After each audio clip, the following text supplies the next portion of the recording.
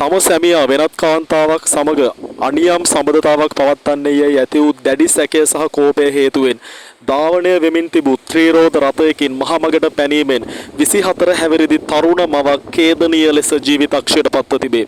පනාමුරේ බුලුතොට ප්‍රදේශයේ පදිංචිව සිටි දිල්හාරා සෙව්වන්දි නමැති මෙම තරුණිය සිය දෙමාපියන් බැලීමට ගොස් ආපසු පැමිණෙන අතරතුර සැමියා සමග ඇති වූ දැඩි බහින්බස් වීමක් දුරදිග යාමෙන් මෙම අනපේක්ෂිත තීරණය ගෙන ඇත. රථයෙන් පනින බවට තර්ජනය කරමින් ඇය එකවරම මහපාරට පැන ඇති අතර බරපතල තුවාල ලබා ගාල්ල කරාපිටිය ශික්ෂණ රෝහලේ ප්‍රතිකාර ලබමින් සිටියදී ඇය මෙලොව හැර ගොස් තිබේ.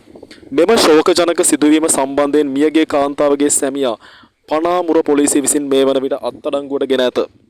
පොලිස් ප්‍රකාශනයට අනුව බිරිඳ විසින් ඇති කරගෙන තිබූ සැකය පදනම් විරහිත එකක් බව සැමියා පවසා ඇතත් බිරිඳගේ ආවේගශීලී හැසිරීම හමුවේ ත්‍රිරෝද රථය නවත්වා ගැනීමට නිසි උත්සාහයක් නොදැක්වීම නොසැලකිලිමත් භාවය සහ මරණයක් සිදුවීමට ඉඩහැරීමේ චෝදනාව මත ඔහුව සැකපිට අත්අඩංගුවට ගෙන තිබේ. සිද්ධිය සම්බන්ධයෙන් පශ්චාත් මරණ පරීක්ෂණයෙන් අනතුරුව පොලිසිය වැඩිදුර විමර්ශන සිදු කිරීමට නියමිතය.